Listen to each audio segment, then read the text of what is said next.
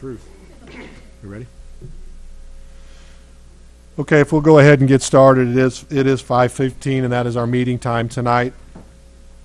This is the December 13, 28 meeting of the Jefferson City Planning and Zoning Commission. My name is Chris Jordan, and I am the chairman of this commission. Before we get too far into this, I'd like to remind everyone to please silence your electronic devices, phones, and things like that. For anyone in the audience that comes up and speaks, we'll ask that you come to the microphone, state your name and address for the record.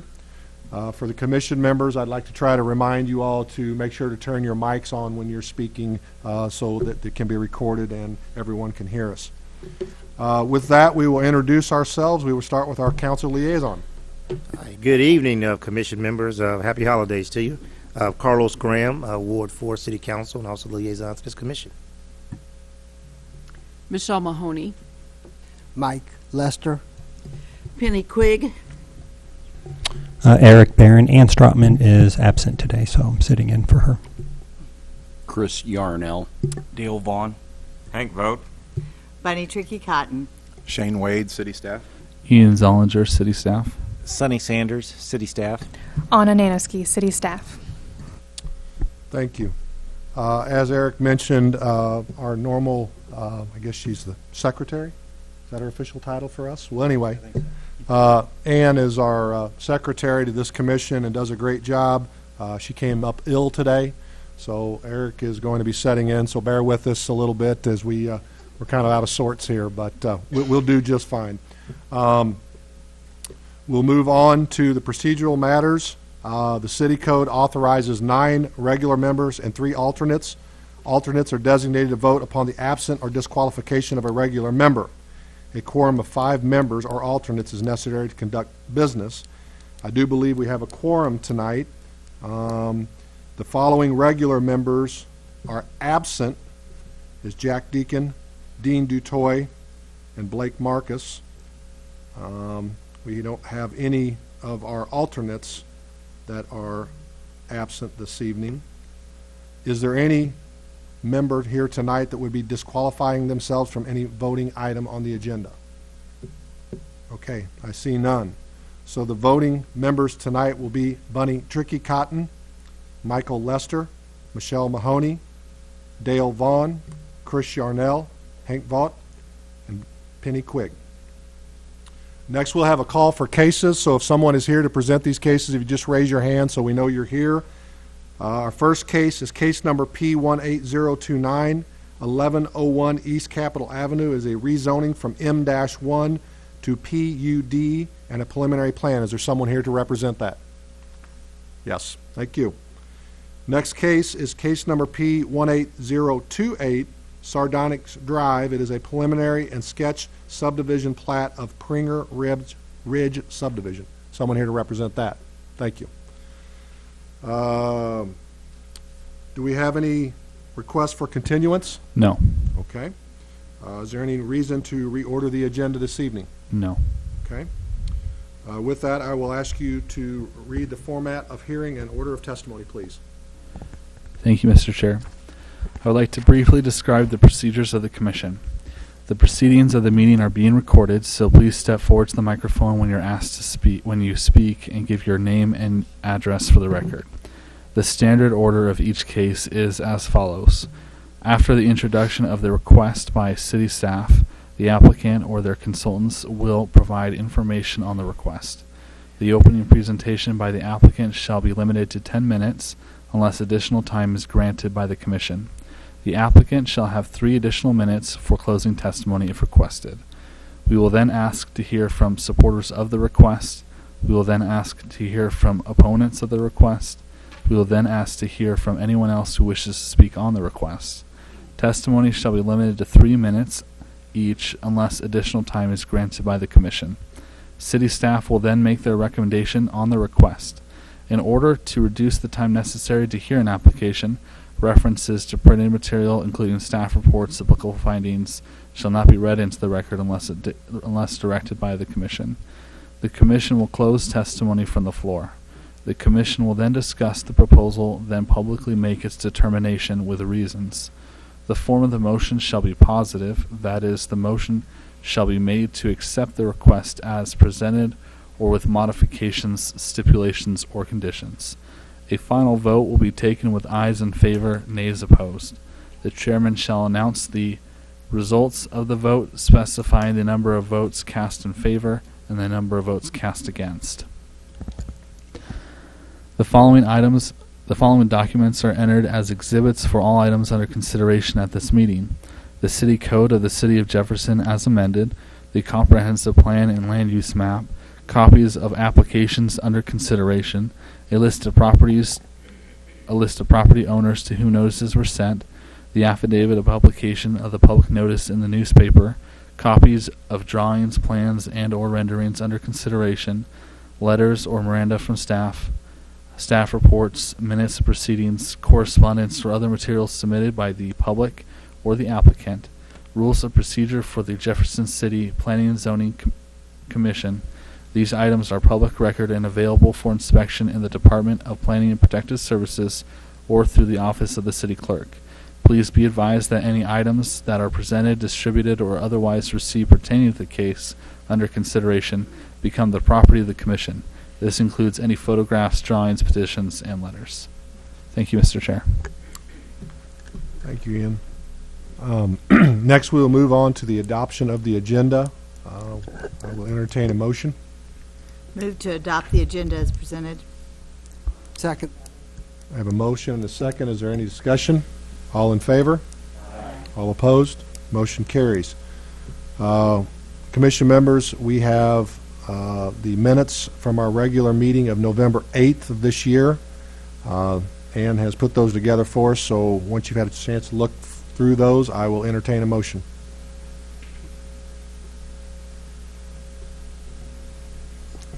I just wanted to point out that I believe Reverend Johnson's first name is Shaughnessy.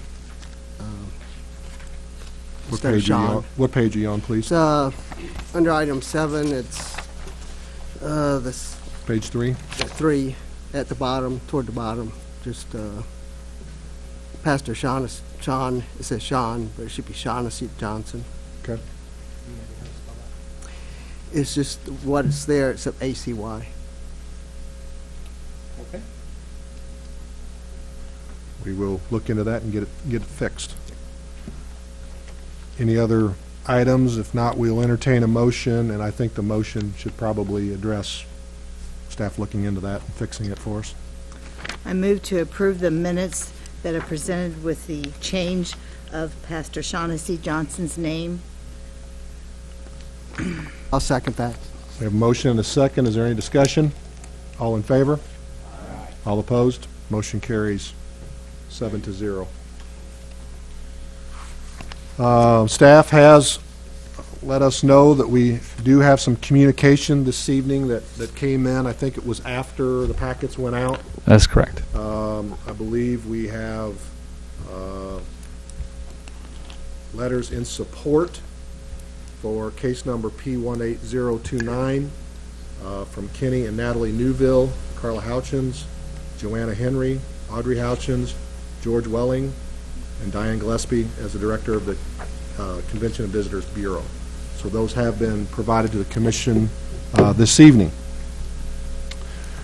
Under new business, we will hear our cases. We will start with case number P18029, 1101 East Capitol. It is a rezoning from M-1 to PUD and a preliminary PUD plan. Ian, will you tell us a little bit about it? Thank you, Mr. Chair. I would like to point out the location of the property. The location of the property is here on the north side of East Capitol Avenue. To point out some major intersections and points of interest, we have the intersection of Lafayette and East Capitol here. We also have the Missouri Health Laboratory here, as well as the Department of Natural Resources over here. So here we have the zoning map showing the current zoning of the property. The property is currently zoned M1 light industrial. The property was first annexed into the city on January 1st, 1919, which is nearly 100 years ago this next month. The 1919 annexation was one of the first annexations the city performed. The earliest zoning map of record is 1932. Shows the property being zoned as light industrial and has remained as light industrial or M1 for the past 86 years. It is important to note that this property was included within the Central East Side neighborhood plan. Highlighted within the Central East Side plan is the International Shoe Company building, or known as the Old Shoe Factory, and the development plan map of the comprehensive plan has designated the property as mixed-use district. Here is an air photo of the property, so you can see it a little more close up. Over the next several slides, I'll address the site plan and the proposal as they relate to the PUD. So here we have the site plan. The applicant has broken down the proposed PUD into 3 different phases. Outlined in these phases are the different proposed uses. And here on the slide, we have the site plan for the PUD. I like to point out a few major elements of the site plan, and some of those will relate to the different uses. So just first to orient you again, here's East Capitol Avenue and Riviera Street. Sidewalk is proposed to be installed along the frontage of the property at East Capitol Avenue and Riviera Street. A Type B buffer yard is proposed to be installed between the parking lot and the street. And this is the standard buffer yard, which would be installed between a C1 or C2 zoning and an RA2 zoning, which can be found just south of East Capitol Avenue. So that is standard. The parking lot here,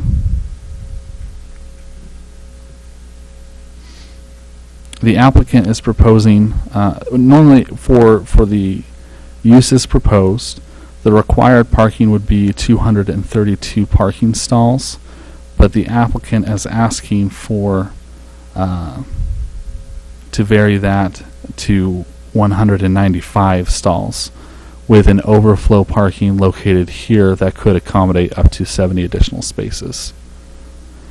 The signage and lighting, the applicant is proposing that all signage and lighting adhere to the allowances of the C2 zoning district. And the applicant is also proposing that a stormwater basin be located here in this portion of the property.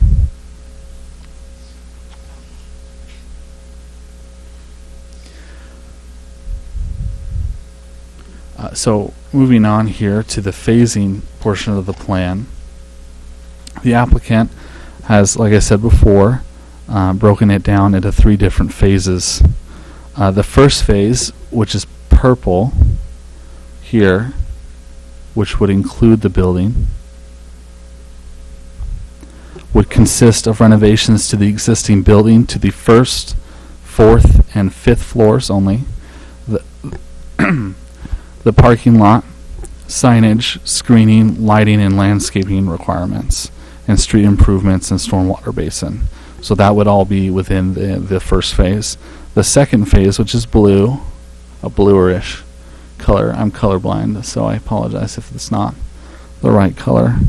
Would consist of renovations to the 2nd and 3rd floors, as well as this outdoor area here for a outdoor haunted walkway, which would relate to the haunted house portion of the use of the building.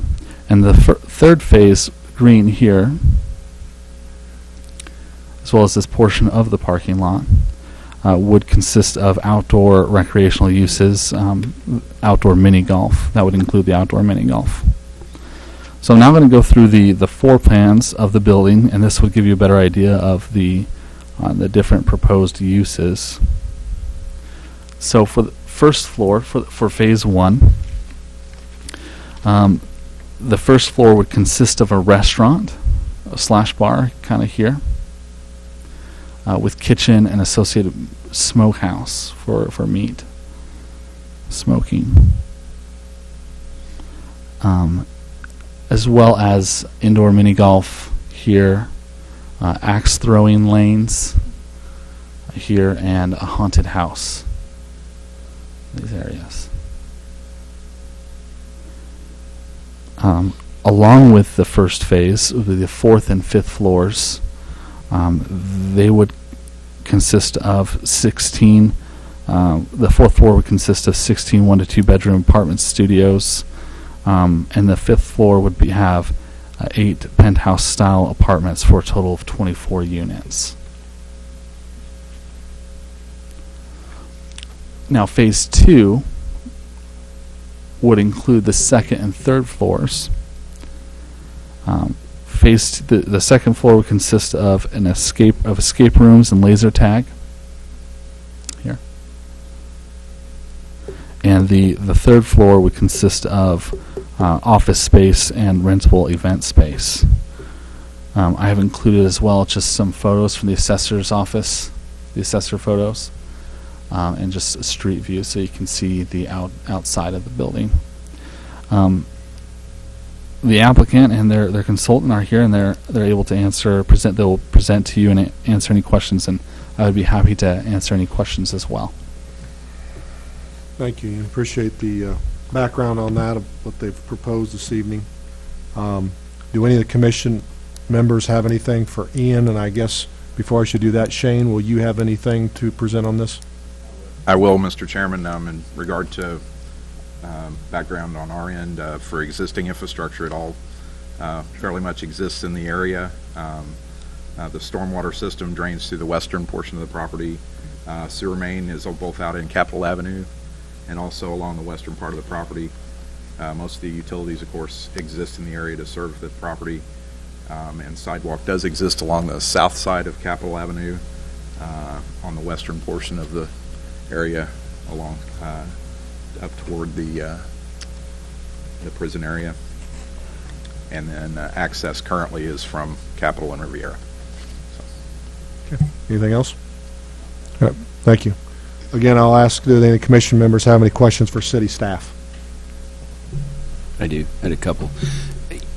Ian, you said something and I missed it, and I didn't understand it. On the first floor, what was to the... You've got the green areas. What were those again?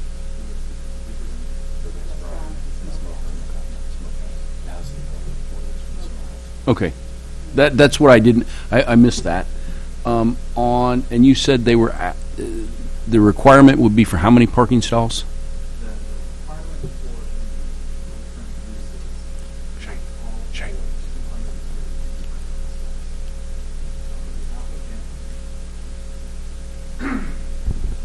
The requirement for the different uses would call for 232 parking stalls, but the applicant is proposing 195 parking stalls with overflow parking that could accommodate up to 70 additional parking spaces. Okay.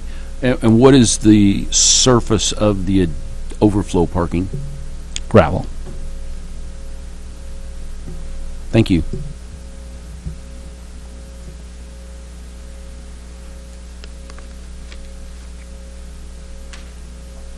Any other questions of city staff from the commission members at this point? Okay, we will move on. If someone would like to come up and present this case, if you would, please step forward and state your name and address for the record.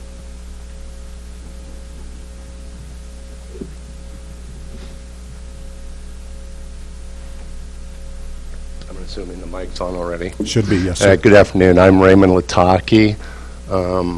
Raymond, spell your last name for me. That's Latocki. Thank you. I'm a resident of Portland, Oregon, former resident of St. Louis. Can I get a street address from you, sir? I'm sorry? Street address, please. That's 2629 Southwest 180th Terrace, Beaverton, Oregon 97003. Get all that, Eric? Okay, thank you, sir. Cool. Please proceed. So, I got to be honest, I looked at this building 3 years ago. I was in visiting my family, and I just totally fell in love with this building. It's gorgeous. We love the stonework on it. It's absolutely beautiful. We do entertainment up in Portland, Oregon. I've been doing this for over 18 years. We do family venues with small packages all the way up to 150 corporate. So we like to create fun in just about everything that we do.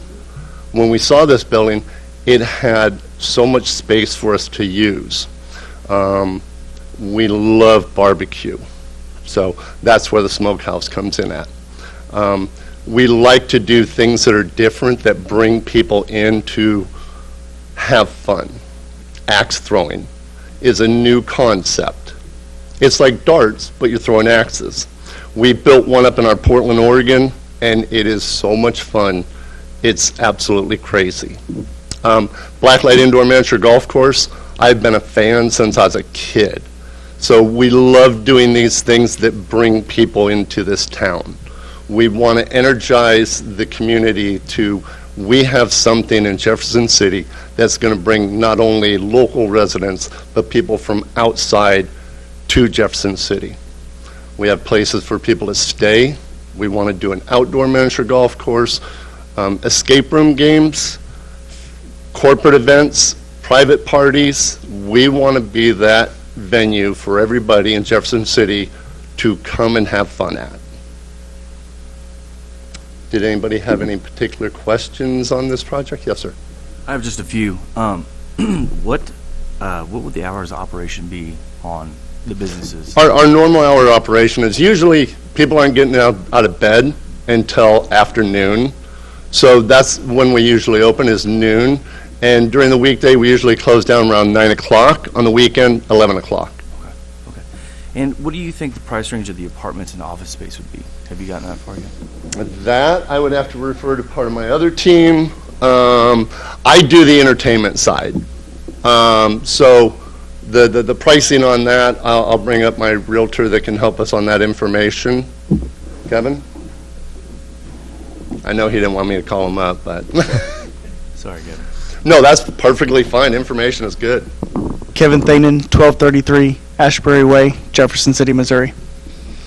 And doing some of the market research for those apartments in the lofts upstairs, the lofts, we were right around that $1,000 a month, give or take, for like 2-bedroom, 2-bath lofts on the 5th floor, kind of more the loft kind of penthouse suites, if you will. And then when we were going to the apartments, depending on if it's a studio apartment or 2-bedroom apartment, we were in that $700, $800 a month. For those rents as well. And what do you think about the office space? Not sure yet. We haven't quite looked at the different square footage configurations on that, so I Right. don't have those exact dollar amounts off the top of my head. So. Okay. That's really all I have. The idea on the office space is what we're looking at. It's a newer concept, is flex office space. So somebody is younger, doesn't have the money to jump into a full building, that they can jump into a simpler, smaller place, and then they have office space, printable areas, and conference rooms. Yeah. I think it's a good need, or it's a big need here, because there's a lot of people here that, I'm in commercial real estate, and there's people that don't want to have long-term leases. They just need an office for a day or a month while they're here, and having a workspace like that would be great. Perfect, thank you. Yeah. Anybody else have any thoughts? Any other questions for the applicant? Thank you, sir. Excellent, thank you for your time. I'm excited. I just wanted to share that. I'm very excited about it. Oh, okay, I appreciate it. Yeah, and that's what we want to bring to this city, excitement. And I think that we can do this very well for this city. Thank you all. Thank you, sir.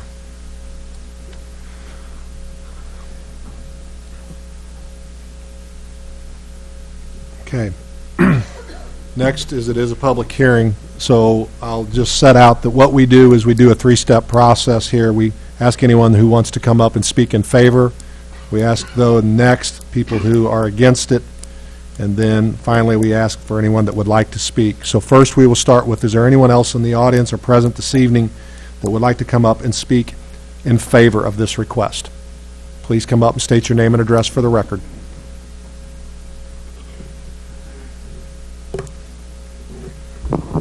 Donna Dietz, 720 East High.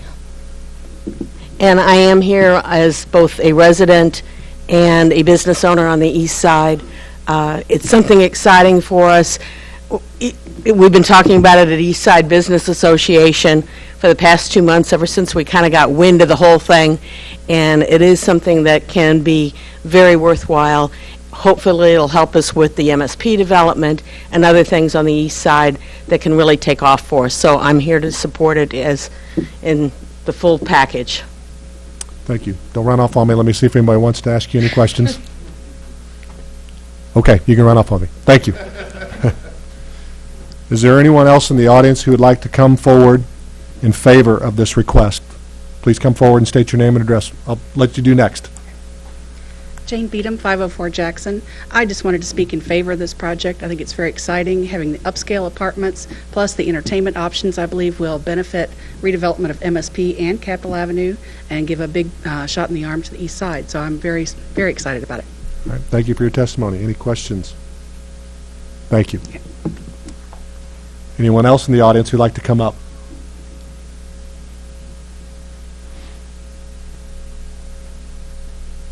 Hi, I'm Tina Parker. I'm homeowner 1121 Park Avenue. And I just want to say that I'm in favor of this. I have a personal interest with the building. My mother worked there when she was pregnant with me, so I have interest in this personally. So I'm in favor of it, and I'm very close to the building, so I'm excited to see some positive things in the neighborhood. Awesome. Thank you for your testimony. Any questions? Thank you again. Is there anyone else in the audience who'd like to come up and speak in favor?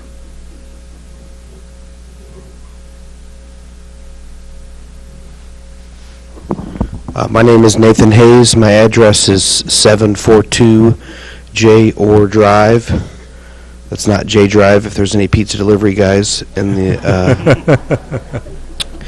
I'm born and raised in Jefferson City, 33 years old. I'm a father, a pseudo-entrepreneur, tired dad, and am looking forward to the rezoning of this area. I'm in 150% support of this to give me something to do and also something for generations to come to take their children to be able to be entertained in Jefferson City. And I think when you look at progress in Jefferson City with the port project and potential purchase and sale and finishing of the phases of this shoe factory, I think it's a great addition, a welcome addition for everyone in the community, whether you're young or old. So please, thank you. Awesome. Thank you for your testimony. Is there any questions? Thank you again. Is there anyone else in the audience who would like to speak in favor? My name is Spencer Hoagveld. I live on 203 Pine Street, Jefferson City, Missouri, 65101. I just wanted to come up here quickly and just say I'm in 100% support of this proposal. I live on Pine Street, which is literally right in front of the shoe factory, and I have to say that everybody on my street, when we got the letters saying that this proposal was coming through, everyone was excited. Everyone was glad to hear that we've got something positive and fun and energetic coming to the area, hopefully. So I just wanted to come up here and just say, for the whole Park Place area, we're all excited. I hope this gets voted through because this would be a big win for Jefferson City. So, awesome. Thanks, everyone. Thank you for your testimony. Don't run off on me. Let me see if anybody's got questions for you. Thank you again. Is there anyone else in the audience who'd like to come forward and speak in support of this request?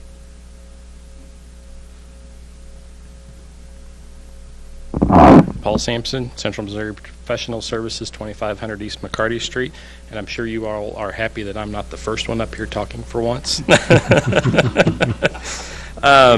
Just a couple of things. First of all, we're excited to be part of the project that Raymond and his team have asked us to be a part of it. And we do think it's a great project for the community, a great jump start to the MSP redevelopment and everything that the city's been involved with there. So I think it's a great fit for the community. Of course, I'm on the technical side of things. And one thing, I don't know if Shane was going to touch on it in his detailed staff report, but some of the preliminary discussions that we've had with city staff on the detention basin that we're proposing on the west side of the property. That's an existing low-lying area has an existing inlet in it. The storm sewer system in that area was all constructed by the state of Missouri when the state health lab was constructed. To our research, there was never a formal stormwater easement dedicated for that system, even though it is on the DeLong property. There's some discussion as to whether that storm system was ever inspected by or accepted by the city of Jefferson. Be that as it may, whatever development is being proposed on the property, that is the storm sewer system. That's where the storm sewer system has to go. So at some point there may be just some discussion on whose responsibility the storm sewer system is. First and foremost, we don't believe it's the responsibility of the DeLong family or any future purchaser of the property. So there may be some work that the city and state may need to work out amongst themselves as to whose responsibility that system is. Other than that, I mean, I think it's a great project. We think we've got all the code issues are pretty much taken care of. All utilities are on the site, so should be a good project. So the stormwater system is on DeLong's property, but the state, when they built the lab, put it on that property? That's correct. And is there any any easement type? In our research, we wrote descriptions for an easement. We don't know whether those easements were ever signed or whether they were ever recorded. We haven't done the detailed title work at this point yet. That may shake some of that out. And I don't know, Shane may be able to offer some additional information on whether that was ever inspected by the city or accepted by the city. But we, based on some previous issues, it may not be completely up to snuff, even though it's a new system. The health lab's been there, maybe 10 years. So you would think it would be in good shape. That may or may not be the case. My point in bringing it up is that we do not believe it should be the responsibility of the developer in order to fix a stormwater system, since that's really our only outlet. Stormwater goes where stormwater goes. The property owner should not and cannot be held responsible for condition or anything of that downstream from their property. So, when it is up to code, what kind of maintenance does that entail? Any maintenance at all? I mean, if it's a new system, I understand. I think it's reinforced concrete pipes. I mean, that should be a 50-year system where you have to do very little to it if it's constructed properly. Hopefully it's constructed right, and the state just didn't take the lowest bid and run with it. With the state, you never know. Yeah, we know what probably happened. Well, we'll let the property owners and the city and the state work that issue out at some point, but it's obviously a valid point. Appreciate you bringing that up. Anything else from you? I think that's it. Any other comments from commission members? Thank you. Thank you. Once again, I'll ask, is there anyone in the audience who'd like to speak in favor? And a former member of this board, correct, sir? Yes, sir. Served for 10 years and enjoyed it most of the time. Name and address for the record, please. Larry Cobb, 741 Turnberry Drive, Jefferson City. And I'm here to represent the DeLong family. For the last 5 years, we've been trying to find somebody to market this property to. We've had several parties interested. We've had presentations before the council here before. Most of them looking for development of housing of some nature and looking for MHDC money, those types of things. But we've been working with Kevin Payton and the buyer, and financially he wants to come in, spend a lot of money on it, bring entertainment, and not asking for a lot of the tax abatements and those types of things, so I applaud him for that.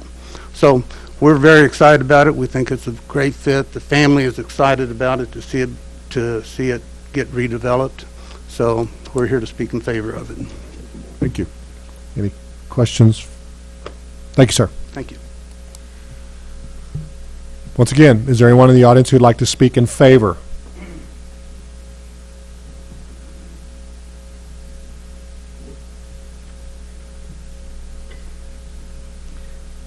Kevin Thanen, 1233 Ashbury Way, Jeff City. I'm up here going to be wearing several hats to actually speak on this. Number one, obviously, as a realtor for Mr. Lataki, as a realtor for Jeff City, as a lifelong resident of Jeff City, and also as a dad who loves to, I'm very involved with my daughter's life. And I love to do fun things with her.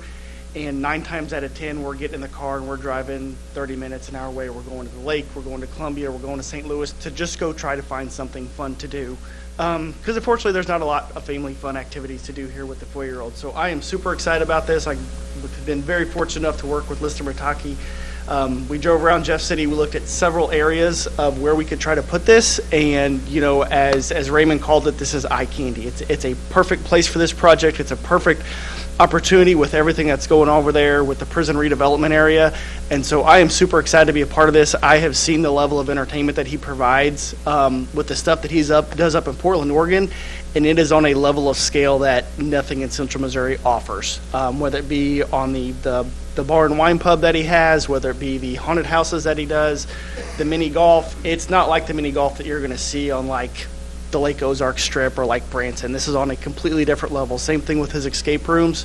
So to have this kind of excitement here, I mean, it's like one of those things where people are finally going to come from St. Louis and Kansas City to say, hey, I'm coming to Jeff City. Have you heard about this fun factory over the International Shoe Company? So I am super excited about that. I think for Jeff City, it's awesome. I've got a place to go. I hang out with my friends and do fun things. So I am super excited to be a part of this project. I think it's awesome. I've been on this campaign for the last 2 or 3 months since we've had it under contract, getting support from the community. And everybody's been, what can I do? What can I help? This is awesome. So I'm looking forward to making this work for everybody. And if you've got any questions, I'm here for you. Thank you. Any questions? Thank you for your testimony. Okay, thank you. Once again, is there anyone else in the audience who would like to speak in favor?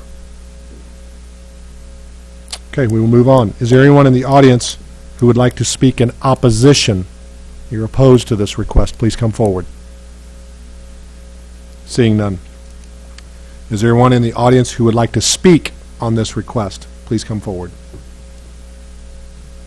Seeing none. At this point, we will close public testimony.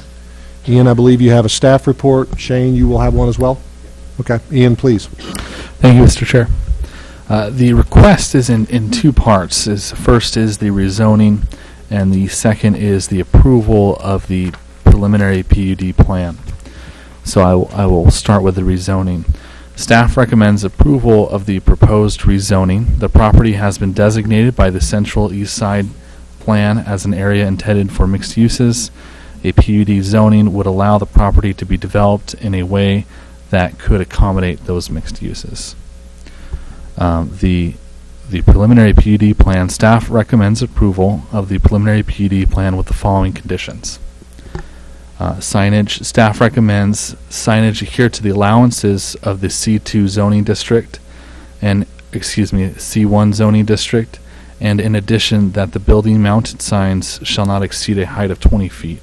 Freestanding signs shall be limited to a monument style sign, and building mounted signs and freestanding signs shall not be internally illuminated, but lighted from an outside source. Current International Shoe Company and St. Louis and Main Street Factory signage painted on the building shall be preserved and will not apply to the signage that is permitted for the site.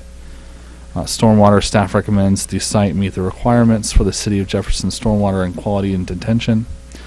Setbacks, density, and dimensional standards, staff recommends the establishment of the existing floor-area ratio that no new buildings other than accessory structures be constructed. Staff recommends that the maximum height of 81 feet and 3 inches only apply to the International Shoe Company building, and that for all other structures, that maximum height adhere to the allowances of the C1 zoning district, which is 45 feet. Lighting, staff recommends that parking lot lighting adhere to the allowances of the C1 zoning district. Approved uses, staff recommends that the uses of the site shall be limited to the uses described in the different phases as listed above as they apply to the matrices of permitted uses in the zoning code. The PUD phasing plan, staff recommends that phases 1 and 2 be complete before phase 3 in order to ensure the completion of indoor uses prior to the establishment of outdoor uses. And added to a revised staff report that staff recommends that the brick surface of the building remain unpainted except to preserve the painted signage of the current painted signs, the International Shoe Company St. Louis and the Main Street Factory sign. Thank you, Mr. Chair. Thank you, Ian. Why don't we ask any commission members if they have any questions of Ian regarding the staff report, and then we will go on to Shane. So at this point, is there any questions for city staff regarding the staff report? Could you explain the whole portion of the special requirement for leaving the International Shoe Company and the Main Street Factory, all the verbiage there? That's kind of out of a norm for us. It is the nature of the building being as old and historic as it is. We wish to preserve that historic nature of the building, and part of that is the signage that is painted outside on the brick, and we want to make sure that is preserved. Ian, I know the pictures don't show up very well, but does the image show any of that?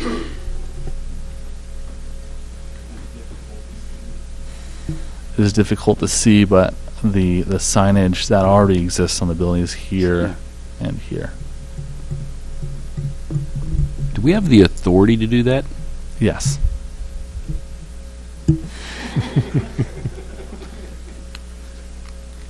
You don't hear yeses too many out of City Hall, so you better write that down. Are you going to take that and run? Okay. All right. And he was affirmed with that. I like it. Any other questions for city staff at this point for Ian, and then we'll go on to Shane? Shane. In regard to the site improvements, as Paul had indicated, there's an area that's shown for the detention and stormwater quality on the site, and that further investigation into that system to the west would be needed to possibly determine that final layout or design of that basin. Sewer is in the area and can serve the building. Access to the site is proposed from Capitol Avenue and Riviera Street. We took a preliminary look at the site distance, and it appears on the western driveway that's proposed on the site plan that site distance would be adequate in both directions. On the eastern driveway, closer onto Riviera Street, site distance would be adequate to the west.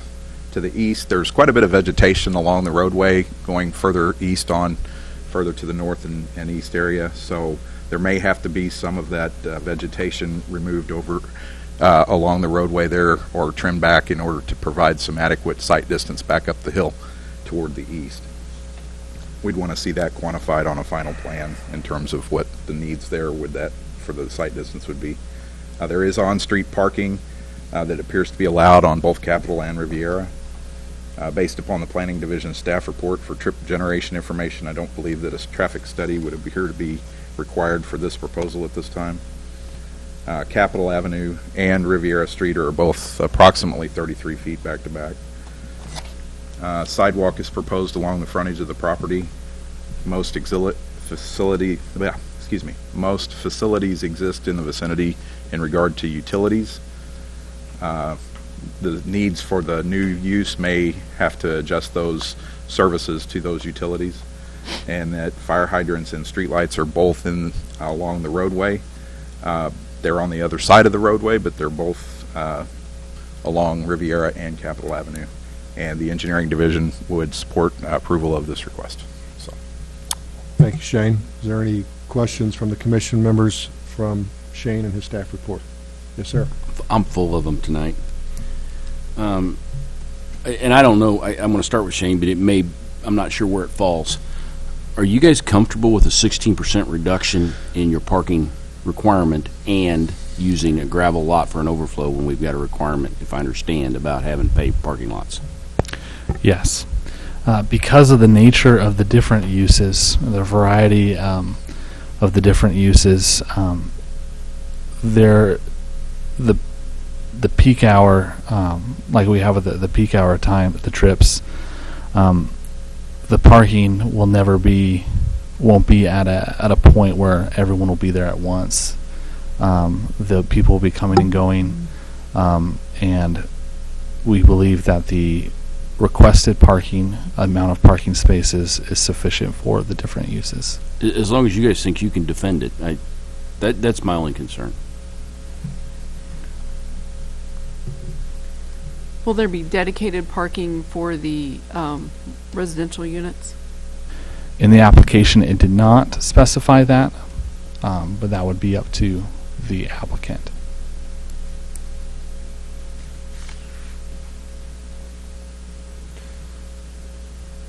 I'm assuming, Shane, in your staff report, you mentioned some shrubbery that might need to be removed. Maybe it's existing, or I'm assuming it's existing. Obviously, I know they're going to do a lot of renovations out there, and I'm assuming that they don't have a lot of issue with that, but has that been conveyed to them before this evening? Yes, it has. Okay. And it may be just a matter of trimming the vegetation back there in order to get that adequate sight distance. I think the driveway may be just adjusted. Paul may be able to get it, provide more information on that, but I think it is being adjusted somewhat from where the existing driveway is currently. Okay. Ian, I will go back to you as well with a similar comment. Was it addressed with the applicant and/or owners about the requirement, like Mr. Yarnell said, that they would have to leave the existing painted signs up? Was that addressed with the applicant prior to this meeting? Are they aware of it? The last revised portion was just one moment. I guess where I'm headed with that is if we want to ask the applicant to come back up and confirm to us before we move forward with a motion that they are aware of those stipulations this evening and they're willing to accept them. The staff report was submitted a week before this meeting, and I had a phone call conversation with the consultant and read through the different recommendations that we will be recommending. So I believe that they were aware of the signage painted onto the building is intended to be retained, but the recent revision to the staff report of building design that the brick remain unpainted except to preserve the sign that was told to them before the meeting started. Okay. I think if the commission members are comfortable with that, why don't we ask the applicant or their consultant to come up and we'll specifically address all this so that we're all on the same page and in agreement, and then we'll ask to move forward with a motion. If you will, please, sir, name and address again for the record, and then we'll run through these items with you. Again, thank you for welcoming me. Raymond Lataki, 2629 Southwest 180th Terrace, Beaverton, Oregon, 97003. Yes, we were addressed with this information, and we agree with it as well. Like I said, the history of this building is what we want. That's why we love this building so much. The company name that we're devising for this is ISC Fun Factory, International Shoe Company. So that's the whole idea behind that. As far as the vegetation, we concur with that 100%. It needs to be cleaned up, made pretty looking. We want this just to look gorgeous for everybody going by. Okay. Is there any other items that we would like to address with him regarding staff recommendations or suggestions? I would just, so you concur with all the recommendations and you all are on board? We are aware of those, yes. We have been informed of that, and so, yeah, we concur with those. Okay. Any other questions for the applicant? Thank you, sir. Thank you. I wanted to say Yes. real quick that I've been on this zoning commission for about 9 years, and typically everybody's against the plan, and everybody tonight has been for it, so I commend you for that. I've been working, doing these type of things for a long time. I usually look at the things and I look at the overall scope of it. What is best for the community? It's not what I want, it's what the community wants, and that's what we give. So It's the things that, it's a give and take. So we like that idea of giving the history back to the building and preserving it as much as we can. So that's my idea behind it. Awesome. Thank you, sir. Any other comments? Thank you, sir. Thank you all.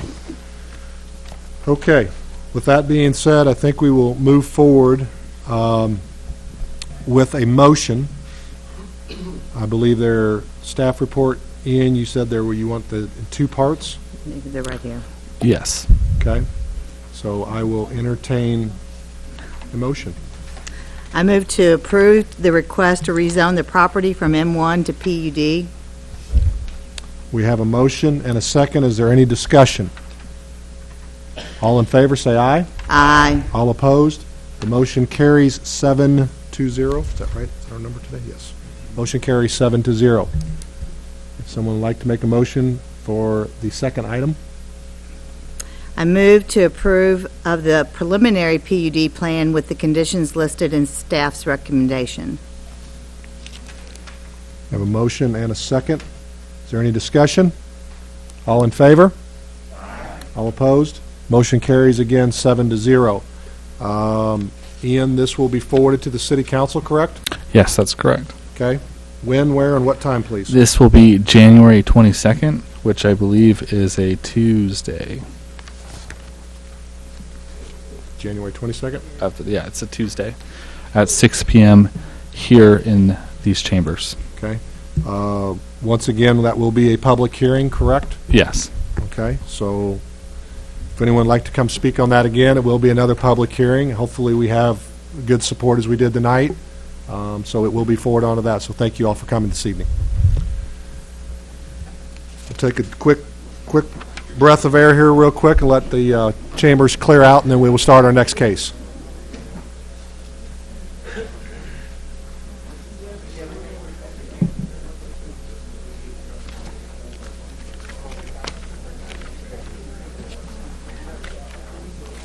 So who copied the packets today? You forgot my red paper between each case. Yeah, she put. Doesn't she do that for you guys? Did she put a piece of red paper between each case for you and your packets? Or she just do that for me? I think everybody gets one.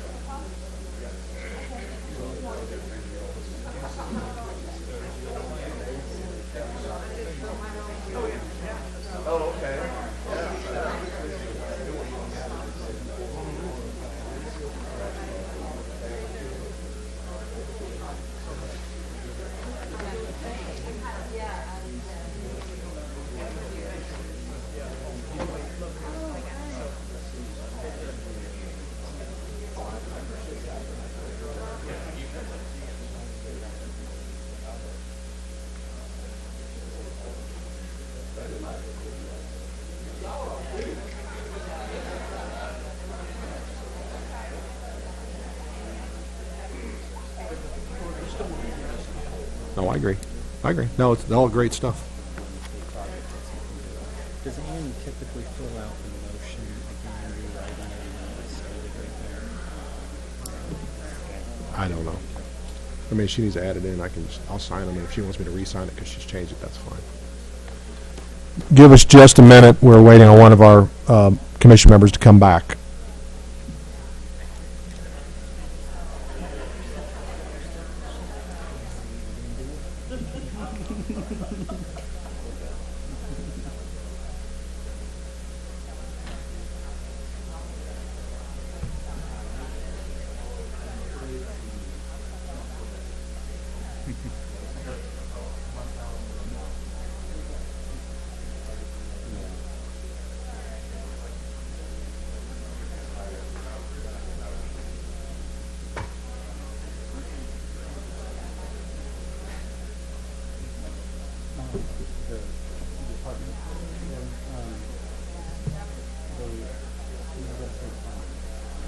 It's okay.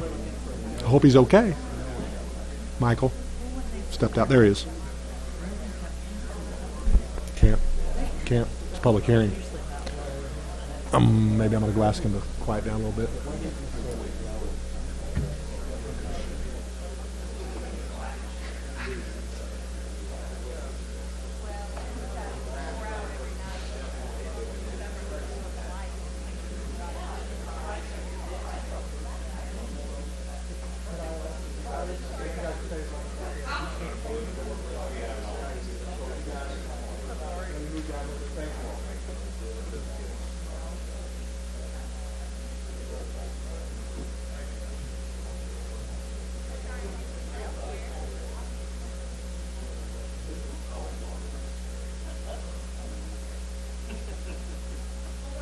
Okay, we'll go ahead and get started again. Our commission members back, and we've cleared out the room. So our last case this evening is case number P18028, Sardonyx Drive. It is a preliminary and sketch subdivision plat for Pringer Ridge subdivision. Ian, tell us a little bit about it, please. Thank you, Mr. Chair. Location of the property, for your reference, here we have West Edgewood to the south. Here is the property in question for the proposal. West Edgewood to the south, 179 here to the east, and then Missouri Boulevard and Highway 50 to the north. The zoning of the property is RS2, single family residential, and C2 general commercial, which is up here. Here we have a air photo with contours so that you can see the terrain of the property and the elevation. The property slopes upwards from Sardonyx Drive towards South 10 Mile Drive. The north portion of the property has an elevation of roughly 788 feet, and the southern portion near Sardonyx Drive has a elevation of roughly 700 feet, so about 90 feet or so of elevation difference. Here we have the preliminary plat. This would be 35 single-family lots with a cul-de-sac bulb at the top here, showing right-of-way for the possibility of a future connection. Sidewalk is required on one side of the subdivision, as shown on the eastern side of the street here. Parking would be prohibited on the west side of Sardonyx Drive, as it is currently. And something to note that is different from this plat that was not on the previous one at November's meeting are the stormwater easements here, located here. And then here we have the sketch plat showing the possible future road network and connections. This is the current preliminary plat and what could possibly be in the future a road connection to connect back down to West Edgewood here. The applicant and their consultant are here to present and answer any questions, and I would be happy to answer any questions as well. All right, Ian, thank you. Shane, do you have anything on this? I could add just a little bit to begin with. Please. Storm drainage, in terms of existing items that we review, flows both to the west and to the east from this proposed development, and to the south, both southwest and southeast. Sewers, the sewer mains, they do exist nearby to be extended. Utilities also exist in the area to be extended, and sidewalk currently does not exist along the current street of Sardonyx Drive, and if that should cover existing infrastructure at this time. Thank you, Shane. Do any commission members have any questions for Shane or Ian or other city staff at this point? Seeing none, would someone like to come forward and present this case? If you do, please state your name and address for the record. Thank you, Mr. Chairman. Paul Sampson, Central Missouri Professional Services, 2500 East McCarty Street. So just, I did hand out some exhibits prior to the meeting. Mr. Graham, did you get a copy of those?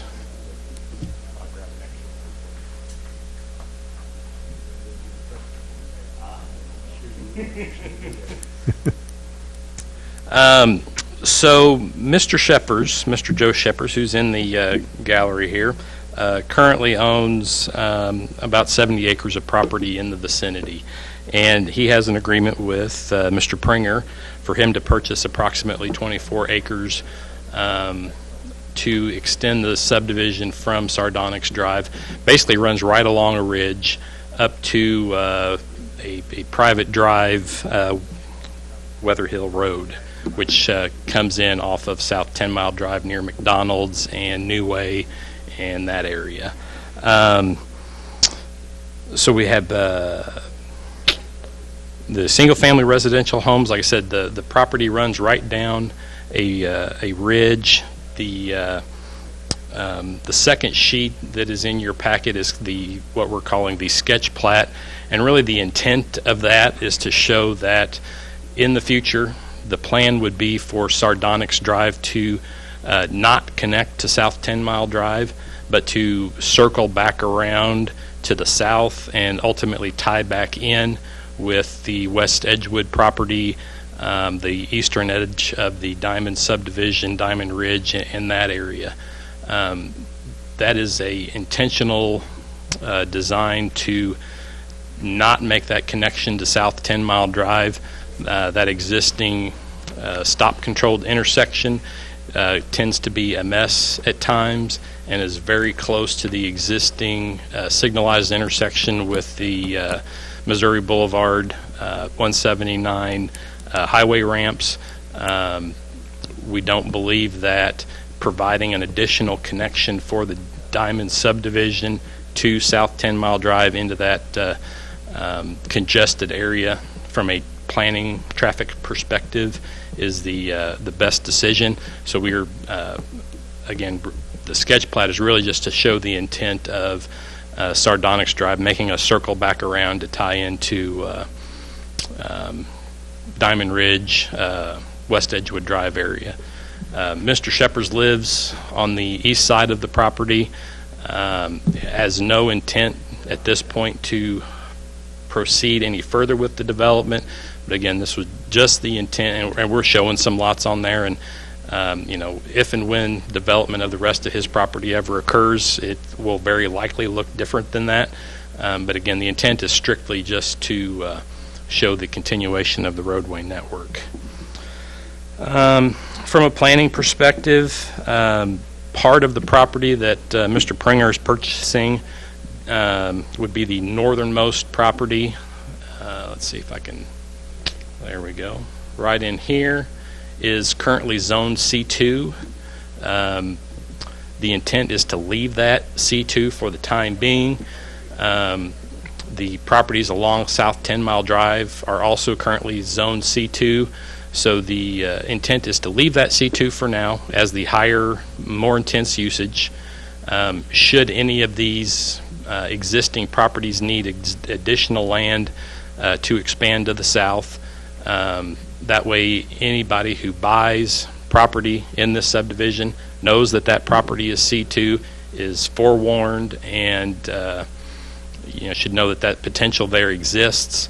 Down the road, if the commercial development or extension of that into that property does not happen, then Mr. Pringer would likely come back with a redivision of that property to create one or two additional single-family homes. But while it's zone C2, he wants to retain that flexibility for the future. Another point of interest would be the property behind a number of the single-family homes on the west side of the property. As I said, the street runs up a ridge and falls off fairly quickly into a fairly deep ravine on the west side of that ridge. The usage of that for single-family homes is really not very practical because of the grade, and Ian mentioned the 70, 80, 90-foot elevation difference and the deep ravine through there. So, trying to get additional single-family homes on that property would be very difficult. Most likely use of that property would be extension of the Capital City car lot. All the car lots in that area seem to be expanding at a ever-increasing rate. When we come back with the final subdivision plat, our plan would be to come in and propose that area as a C2 zoning with a built-in larger than standard buffer area between the residential zoning and the proposed commercial zoning.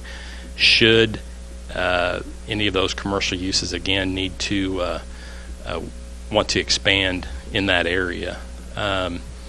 I think there's provisions in the city code that would prohibit direct access of that commercial property from a residential street, so somebody couldn't buy a single family lot, build a driveway through there to access the commercial drive, so the residents would also have that protection.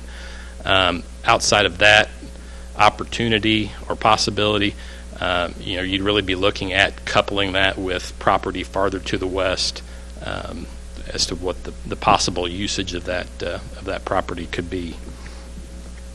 I think that's most of the zoning issues. On the engineering side, as Shane said, all the utilities are existing on the site. Everything basically dead ends at the end of Sardonyx now. We've talked to all the utility companies, the water district, and extending the utilities from the dead end of Sardonyx through the subdivision. Would like to probably tie into existing infrastructure on South 10 Mile Drive, providing utility connectivity and redundancy through the area. So all that is very positive. As always in development, stormwater is an issue. Shane's staff report had recommended stormwater detention and water quality on both sides of the ridge. Again, the street comes up the ridge, so there's a drainage area on the west side of the property and another drainage area on the east side of the property. Ian, can you go to the air photo, see if it... So on the west side of the property, right in this area, there is a large existing city-maintained stormwater detention basin that was built along with the Diamond subdivision. In developing the stormwater plan for this proposed subdivision, we have collected all the water within the street itself and pushed all that runoff onto the west basin so that it is intercepted by the existing stormwater detention basin. That takes care of detention for the street and for all the roofs and drives and parking lots, patios on the houses on the west side of the street. On the east side of the street, basically you're really, as far as additional impervious area, you're really talking about roofs, most likely half of the roof of a house, and whatever paved areas are behind the house, so a patio or anything like that. So if you go to the last drawing in the package that I handed out, I'm showing the dark red line is basically the drainage area that exists coming down the east side draw. Right now there's about a little over 33 acres of drainage in that basin. It goes all the way up to and including some of South 10 Mile Drive. And then basically the eastern boundary of that is the private drive, Weatherhill Road. Again, about 34 acres. When the development is complete, because again we're running the road right along the ridge, we're actually probably taking about 2 acres of that drainage area out of the east basin, moving it into the west basin, which again is running into the existing stormwater detention basin. So again, you're really left with the pink area that is shown on there is basically the houses, the roofs of the houses, that would be increasing the runoff on the east side of the basin. When you go through the calculations, basically what we're showing is that at a 100-year storm, you're only increasing the runoff 2 cubic feet per second, which is about 2% of what the existing. So existing, we have about 101 cubic feet per second runoff that goes into that basin. After the development, we're estimating that it would be 103 cubic feet per second. That's almost not measurable. City staff concern is that there are 2 existing houses at the end of Garnett Point. And unfortunately, I didn't bring a close-in, zoomed-up aerial of that, but there's 2 houses here at the end of this short cul-de-sac. Those houses were probably built lower than they should have been. The channel through that area from the aerial photography seems to have been heavily impacted by the residents in that area. And city staff has raised concern that the 2 CFS cubic feet per second that we're increasing the runoff in that basin is justifiable need to create a stormwater detention basin in that east basin. We do not believe that's the case. All the roofs that are on that east side of the basin, they're not collected in a system. It's literally roofs, downspouts, and patios in the back of the houses.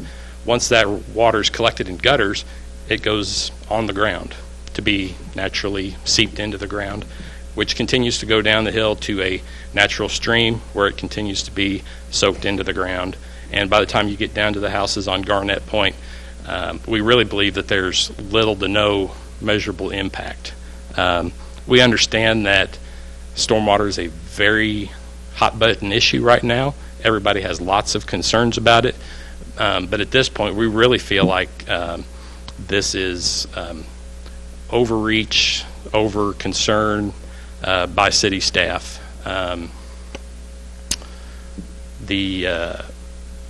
I think water quality is also going to come into their discussions. So right now, what we would propose to do would be to use the existing stormwater detention basin, which has no water quality benefits designed in it because it was put in prior to the water quality requirements. There's numerous houses in the Diamond subdivision that go into a storm system that has no water quality benefits. So what we would propose to do would be make modifications to the existing stormwater detention basin outlet so that we would provide the water quality benefit for a equivalent number of houses that we are going to be constructing, the houses and the roadways that we would be constructing in this subdivision extension, do all that on the west side of the basin so that by the time you get to a point where the basins converge farther downstream, that water's not going to know whether the water quality benefit came from the east side of the basin or the west side of the basin. The water quality benefit requirement has been met. And we've done that on numerous other projects throughout town where we've treated existing water in lieu of treating new runoff water.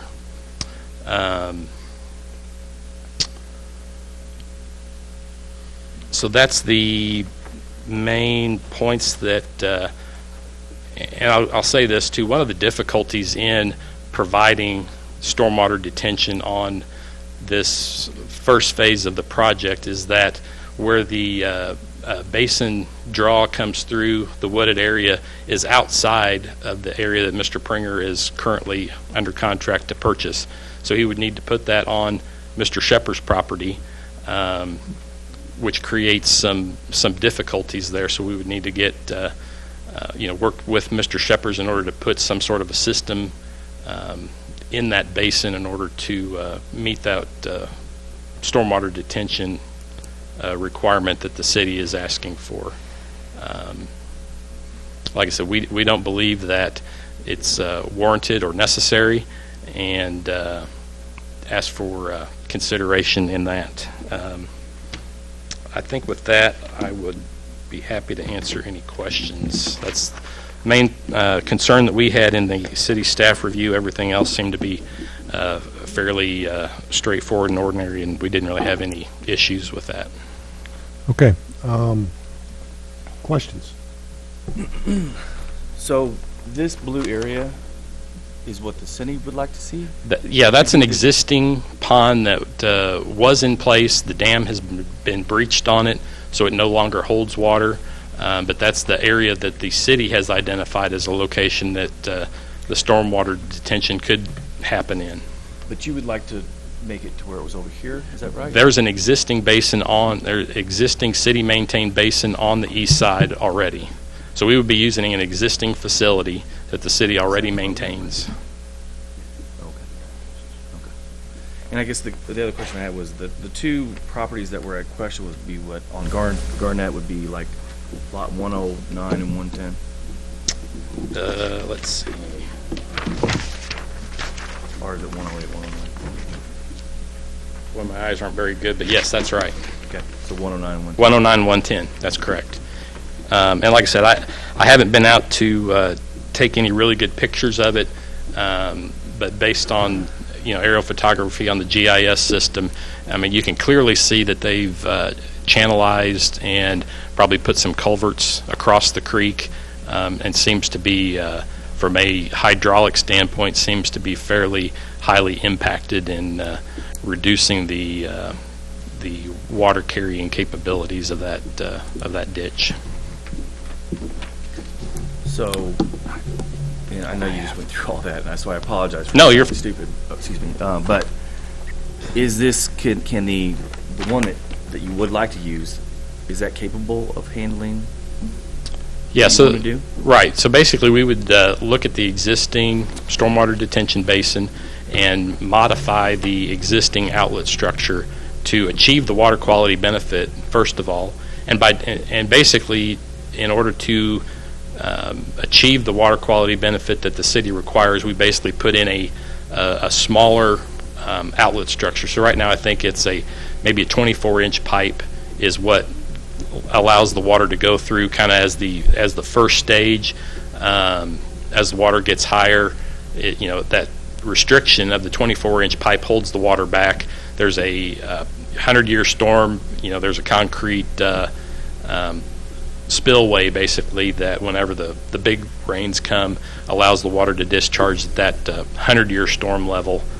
So basically what we would do is fashion some sort of a outlet structure to reduce that 24-inch pipe down even smaller so that water would actually sit in the basin for a period of 48 hours, which allows any pollutants that are in the water to tend to settle out prior to being discharged out of the system.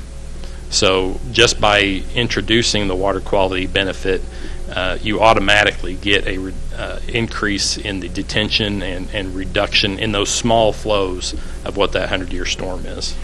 And I guess my next question would be, is that staff does recommend approval for this?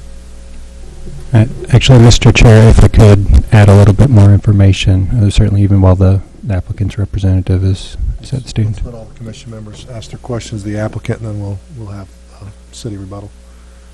Is there any other questions from the commission members for the applicant at this point? Paul, I do have a couple of questions myself.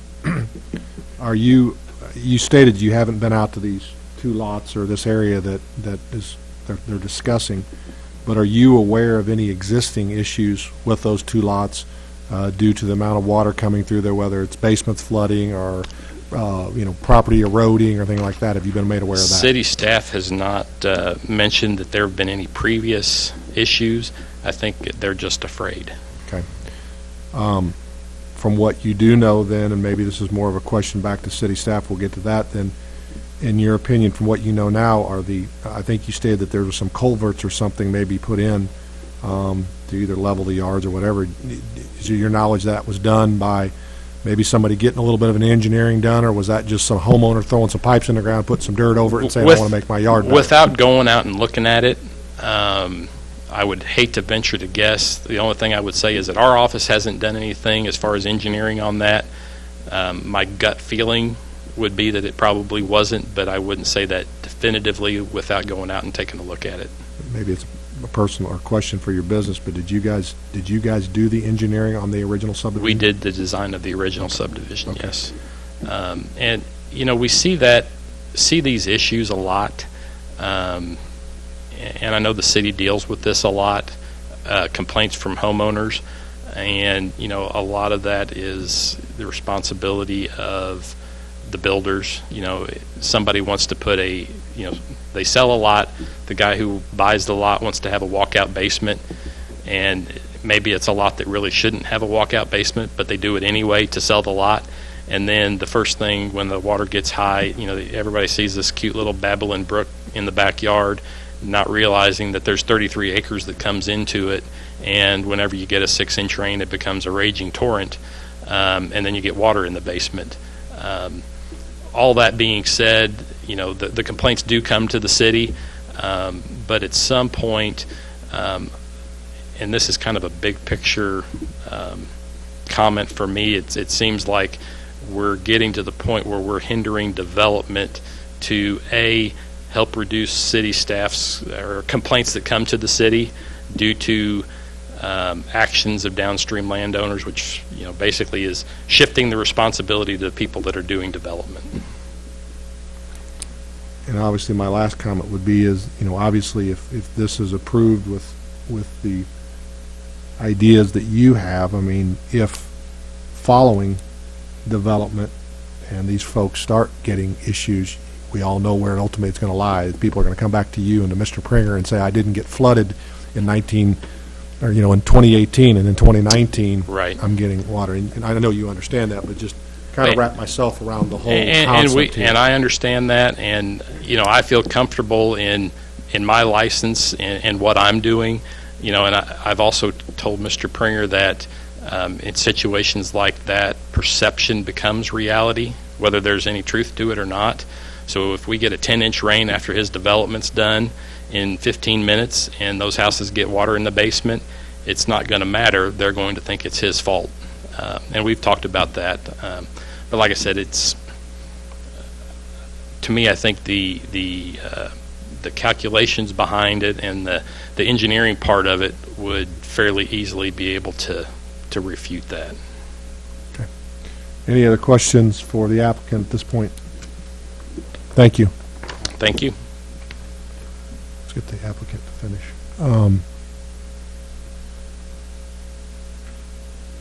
Is there anyone else supporting the application? Would either of you gentlemen like to speak? Okay, thank you. Okay, we will move on to city staff. Eric, I think you have a comment you'd like to make. Yes, and I did confer with the law department prior to the meeting just to double check this stance that I have to put forward to you. Mr. Brian Wolford couldn't be here this evening, or a normal law department representative, but the stormwater requirements of the city code are contained within Chapter 31 of the code, and the subdivision regulations, which is the reason this document comes to the Planning and Zoning Commission, are contained in Chapter 33 subdivision code. They both have different procedures associated with them, and the stormwater regulations really stand alone within that document, Chapter 31. The variance procedures for such stormwater regulations are contained within that document as well. So basically what I'm telling the Planning and Zoning Commission is that you don't have authority to approve any kind of reduction or deviation from the requirements of Chapter 31. The applicant really needs to work within that section of the city code to not only determine what is required in terms of stormwater management, but then if there's any deviations from those regulations to proceed them through the procedures outlined within that chapter.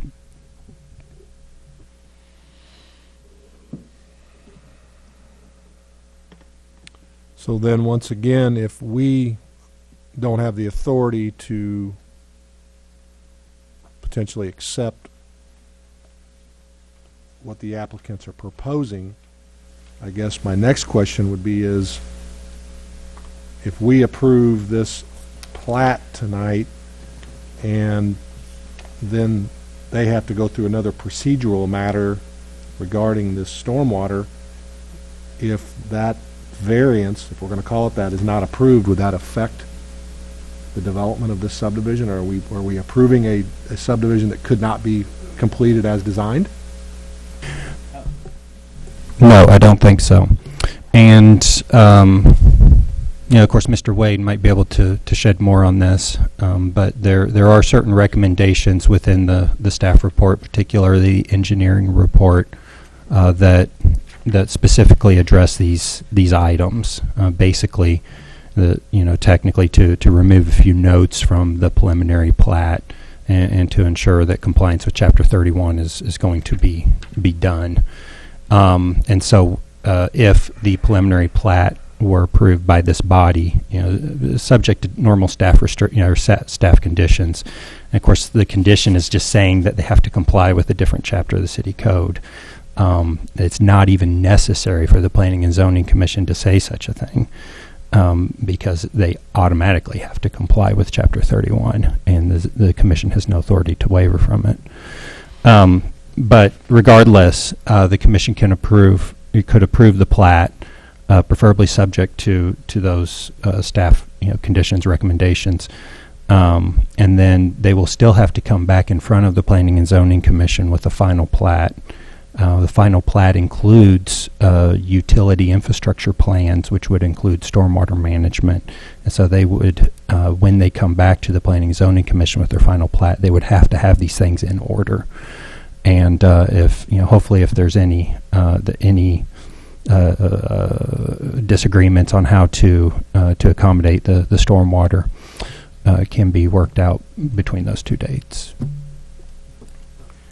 With that, unless there are any other things with Mr. Wade, there are more. I believe that there's more than one option to accommodate stormwater management. So it's not merely whether the basin shown on the drawing be installed or not. They may have other options. It's just up for the owner, the applicant, and the engineer to figure out how to address it in conjunction with the city. So I had a different question with this. It seems the proposal is proposing an exceptionally long cul-de-sac to me. Am I not? So when there is a requirement for cul-de-sacs to be less than a certain length, if memory serves me, I believe the length is 800 feet. And so in the past, we've often paired up such requests for long streets with a variance from subdivision regulations regarding that requirement. In this case, it's not necessary because the future street plan shows that a street would punch through at some future date. And so you're not really requesting a variance. You're just saying this is the first phase of this development. Future phases, while not planned anytime in the near future, would connect with the road. So there is a circulation pattern. There is more than one way out.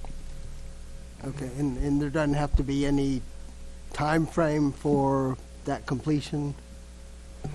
No, technically, if at some future time the neighboring property were to bring forward a development proposal that does not connect, in other words, they deviate from this connection, at that point the issue does arise, and it basically becomes a variance procedure.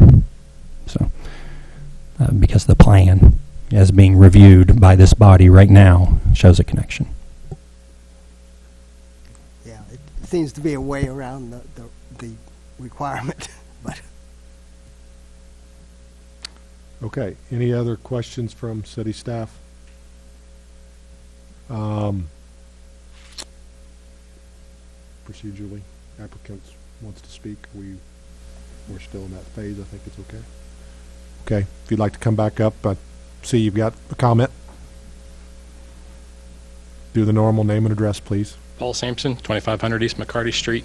I just wanted to make one comment to Eric's reference to Chapter 31. Unless I'm mistaken, I don't believe that there is a specific requirement for stormwater detention to be installed in every development in Chapter 31. Typically, it's always looked at on a case-by-case basis by city staff. if we're in an area that has known stormwater problems, or if it's a very large increase in the impervious area, it's always been worked through that direction. So I don't believe that there is a specific requirement that stormwater detention has to be included on all developments. So really what we're asking for at this point is to not include the stipulation that the stormwater detention basin be installed on the east side, and let city staff and the developer work through that process through the final plans and see if we can come up with a resolution at that point. Again, we intend to comply with all requirements of Chapter 31, including the stormwater quality, in the way that we have on many other projects. Again, we plan on taking impervious area that currently does not have any water quality benefit and detaining that and treating that water in lieu of the 16 houses or 17 houses that are on the east side of the basin. So I just wanted to make that point clarification. Well, I guess my comment would be to that, Paul, is based on what the city staff is telling us, and that by the city attorney who's not here tonight, we're not required to give you a variance. So therefore, how can we also turn around and require you to do something? If we don't have the authority to give you a variance or discuss it, I don't see where we have the authority where we can require it tonight. I think, and I'm going to practice law because why not? It's practice. Exactly.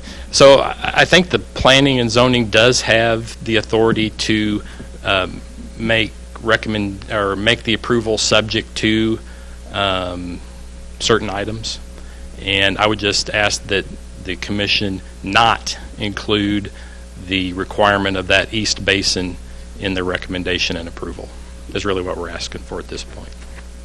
Okay. Obviously, I've stated my comment, what I believe might be true or not, and obviously we don't have a city attorney here tonight, so I will let the commission members make that decision when they get to making a motion. Well, and, I'm not an engineer, and so I don't know what the correct answer would be. Staff saying one thing, the developer saying another, so how can, we vote on making that variance? I don't want to vote on something and then find out that it's, I don't know how to explain that, but. I guess at this point, and maybe Chris has something he'd like to say first, but where I'm leaning towards directing this commission is that I think what ultimately the applicant is asking for is not specifically stating in our motion that they have to do that. Maybe stating in our motion that we recommend the experts get together and come to a conclusion that will meet the quality stormwater requirements. And not just saying this is what it's going to be tonight. From what Eric said, I don't think we have the authority to tell them they have to do it or not do it. So that's where I'll leave that, and I'll let you all make that decision however you want your motion to be. But just talking out loud. So.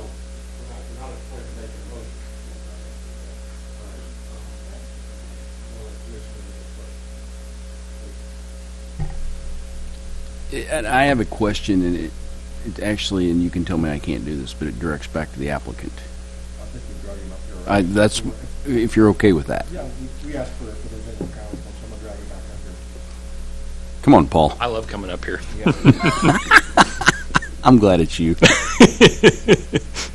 And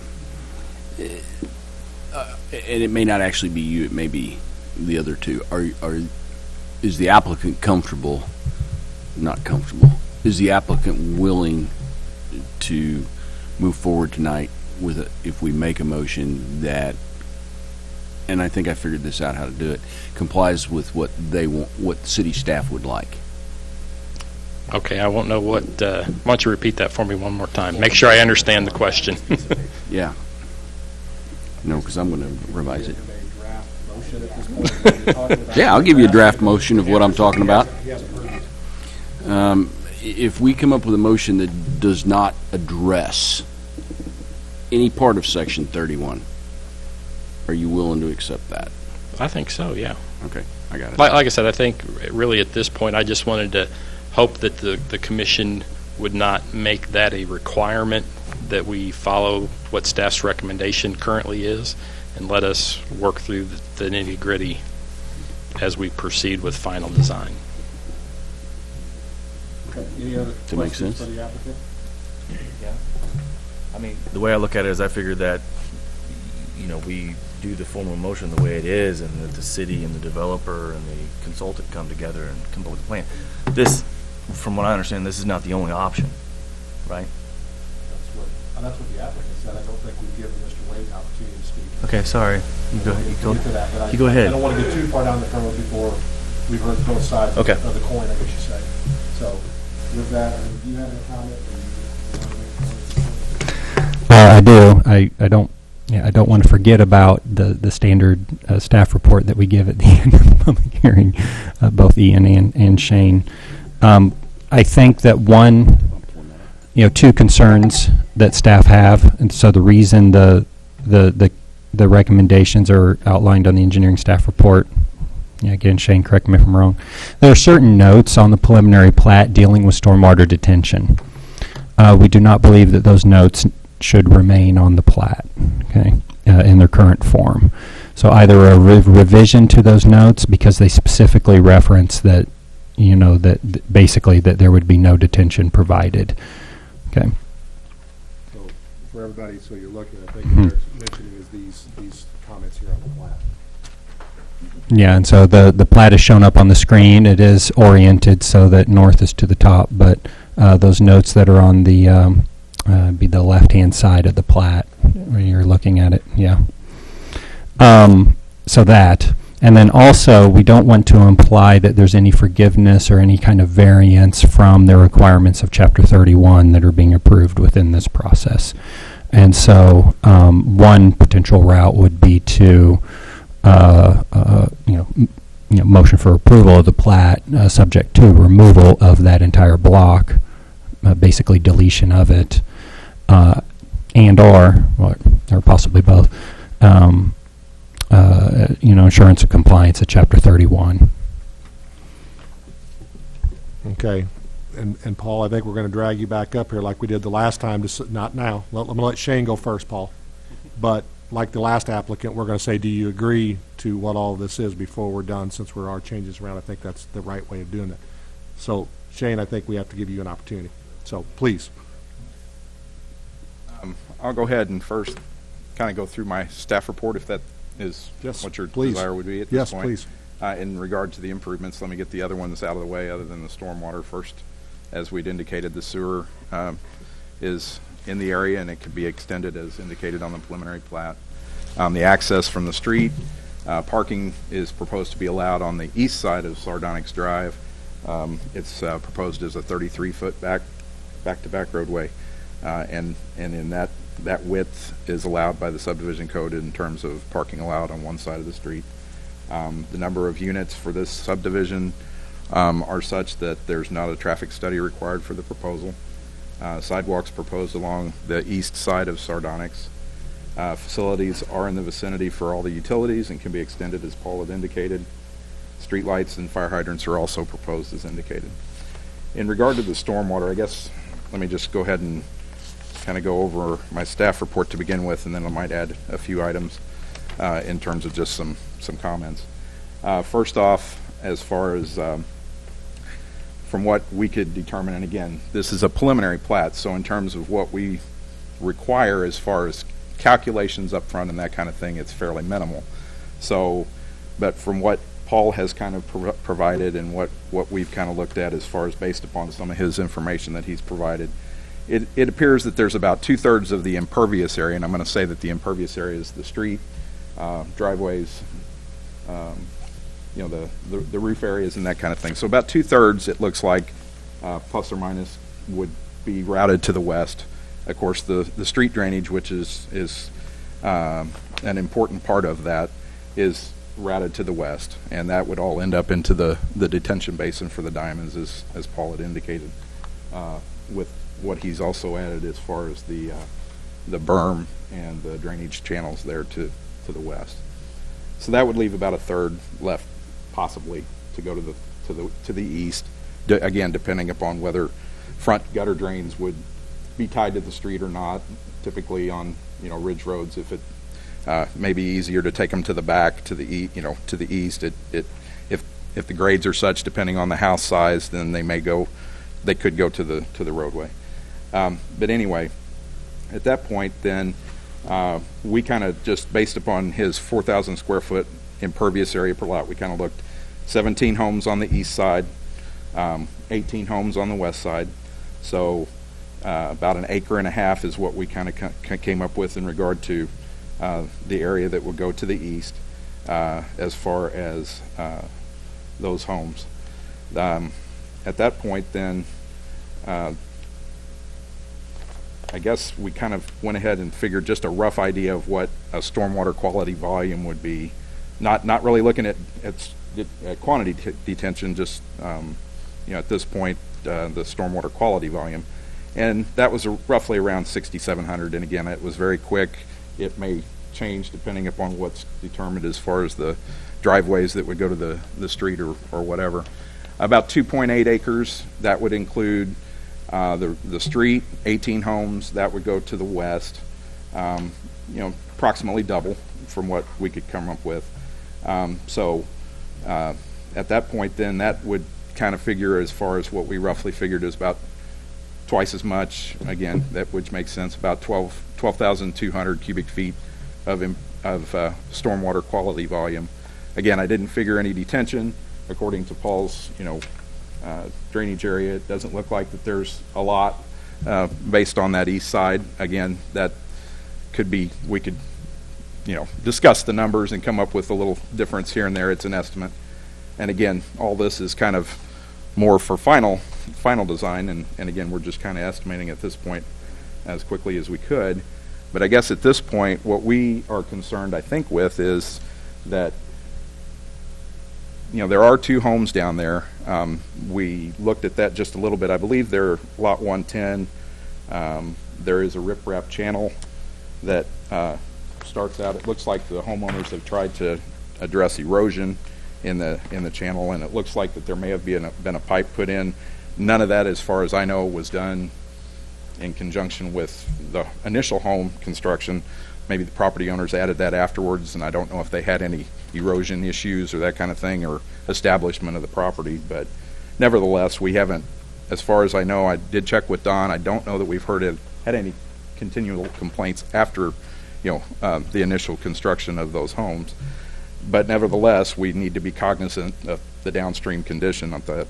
And so I think from our discussions with Matt and our director, Matt Marash, and David Bangy, we feel that to not address some type of, at least at a minimum, stormwater quality, and I think our first suggestion was that that looked like an ideal location there, that would be on the sketch plat or on his third sheet there.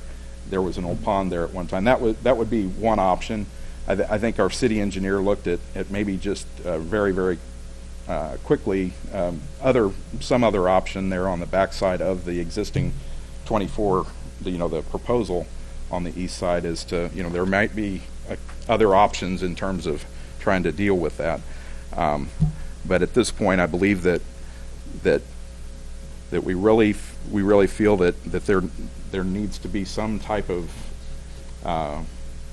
stormwater management proposal on that east side in order to compare it to, say, the Turtle Creek subdivision. I know that the order of magnitude of the volumes that we're talking about here are similar. There were two basins placed on that subdivision in order to try to deal with that drainage.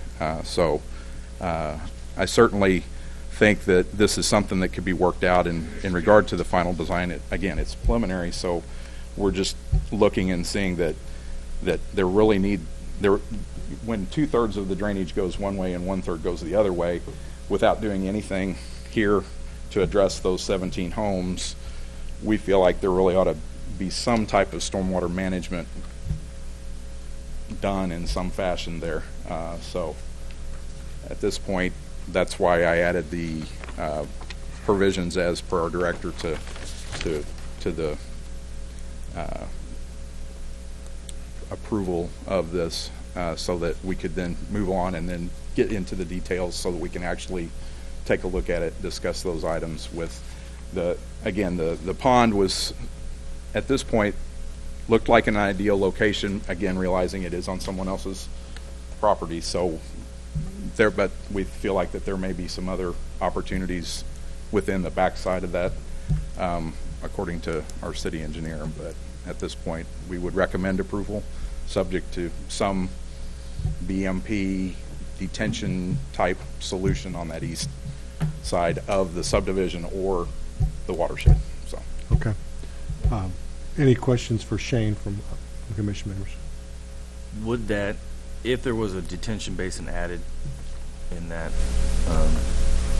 you should call it the south side or east side of it, would that be suitable for future development as well? I mean, would it have to be built to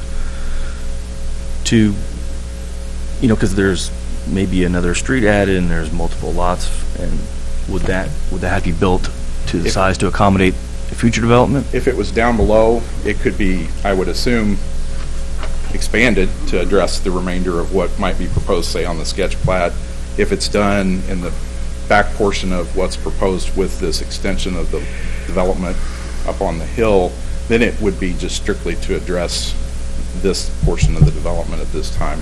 Again, that I don't know that we can necessarily require them to do for, and that's my question. That gets into couldn't really want them to difficult situation build it for the future if they don't even. And again, if there was any confusion on that, I apologize. I think our thought was that would be an ideal location, but realizing that wasn't included in part of this, if there was an easement granted, or for now, realizing it may expand. If not, maybe there's another solution on the backside of lots.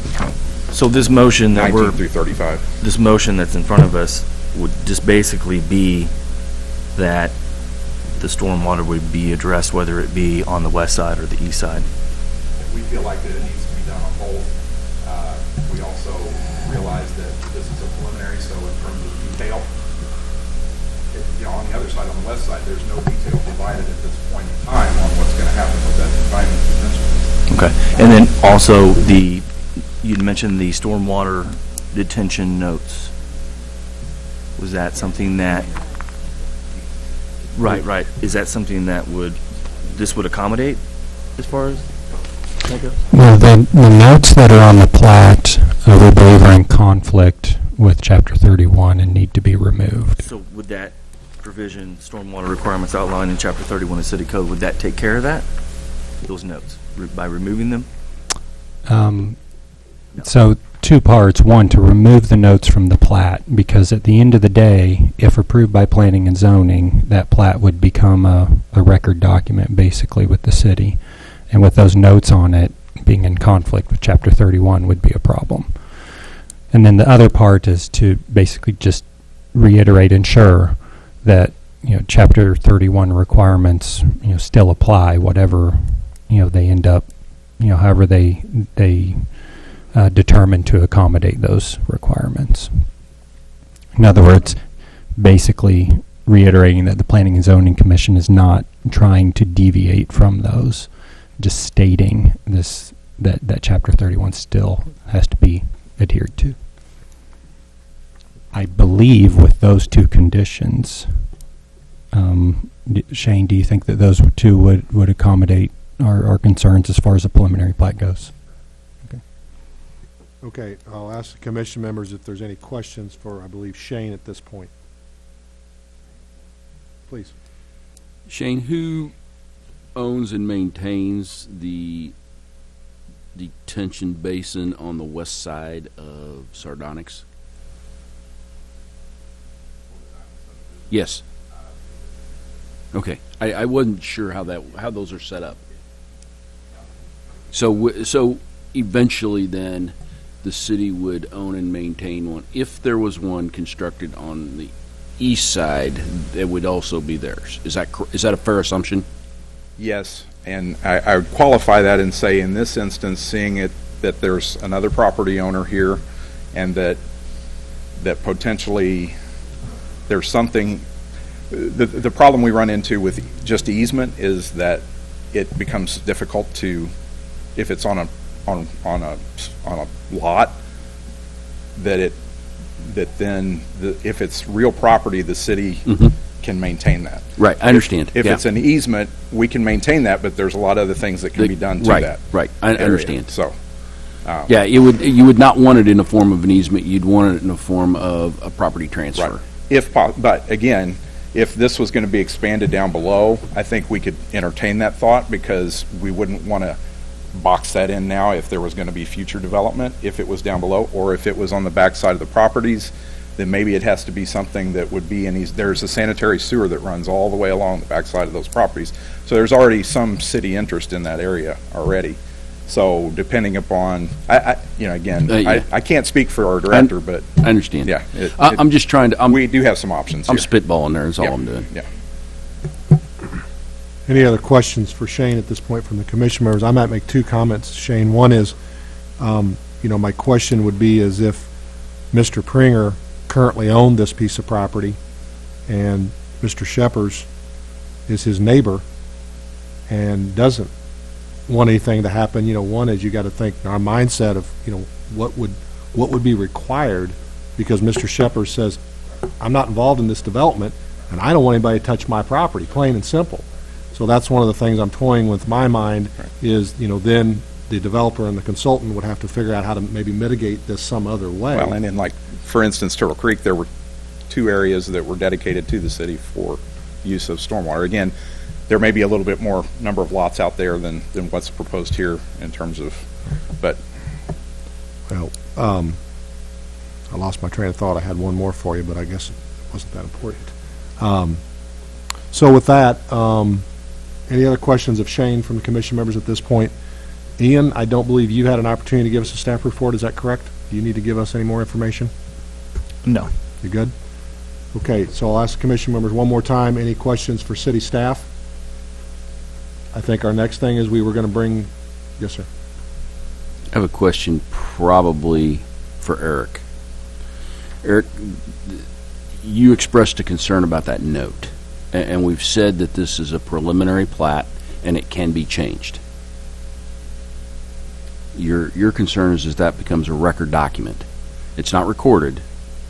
It's a preliminary plat. I want to understand why you think that you've got concern about it. Before we asked him to take that note off of there.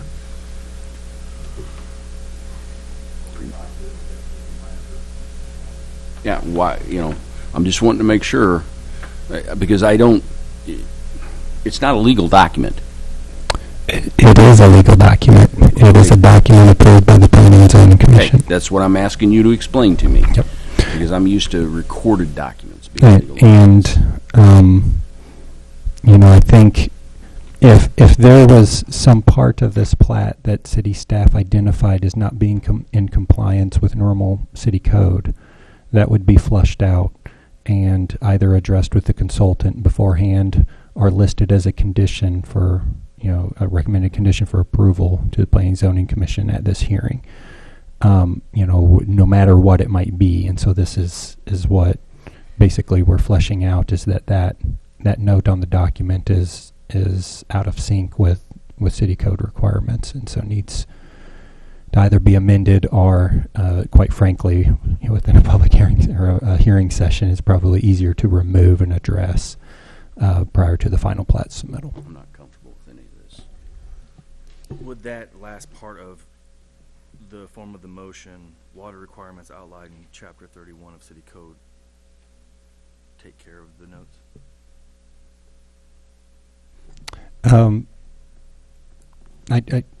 I think the note needs to be removed because it's specifically calling out, to not have a stormwater basin on the eastern side of the property, which staff believes is, Chapter 31 would require there to be something there. The other condition that I've thrown out there as an idea is, in addition to removing that note block, compliance with Chapter 31 is just to ensure that this document that's being approved by the Planning and Zoning Commission, you're not taking a stance on Chapter 31, positive or negative. You're just saying it still has to exist. you are, though, Ed. I think if we're making a recommendation, no different than approving this plat tonight. If we make a recommendation, a motion, and we say they have to comply with Section 31, that doesn't give any room for the gray area for you two experts to get together and figure this out. If we say you have to comply, it's no different if it's on the piece of paper, it's approved. In my opinion, commission members can make their own determination.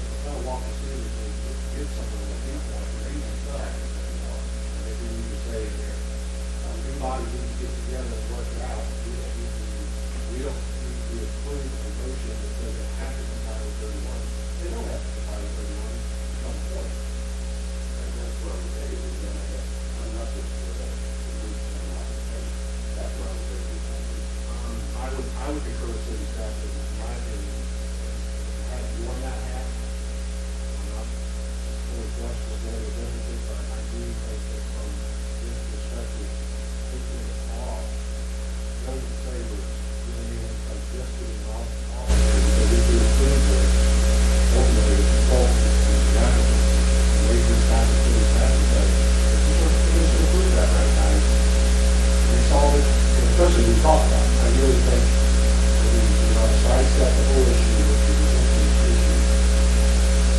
You've got the plan in place. These two bodies can get together, work it out. Shane even said that he doesn't have full detail on the numbers, and maybe when they get a little further down the road, clear head will prevail, and then move on. You guys will make the decision. I'm just trying to walk you through that. So it's good.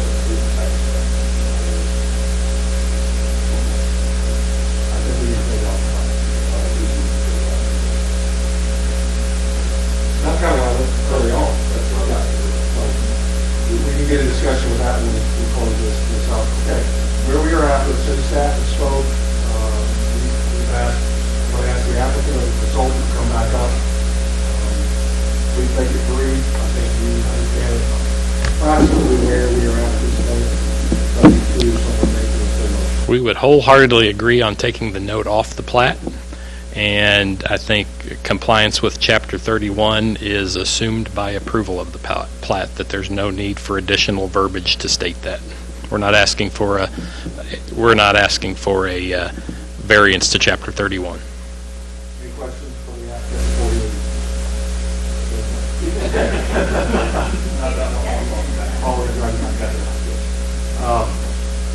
With that being said, normal procedures, we will ask if there's anybody in the audience who would like to speak in favor of this request. Please come forward and address for the record. Is there anyone in the audience who would like to speak in opposition to this request? If so, please come forward. Lastly, is there anyone who would like to speak on this request? Please come forward. Close public testimony. Ian, is that before anything else? Good? No, Mr. Chair.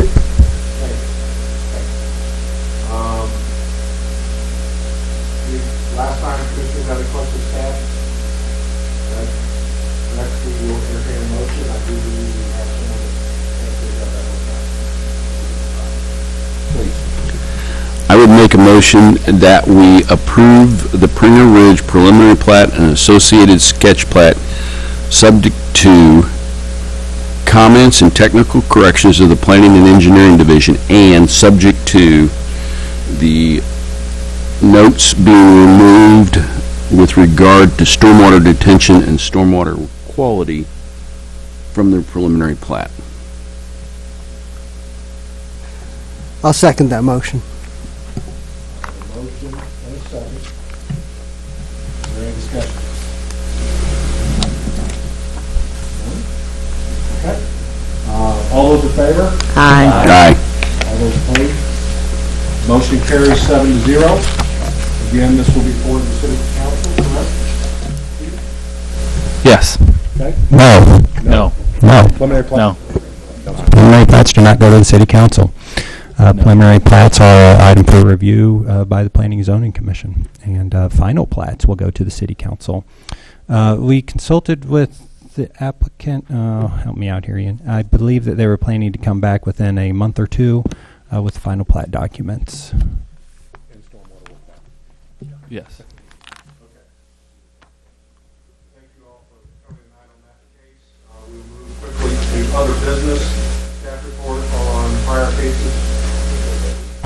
I've got that one.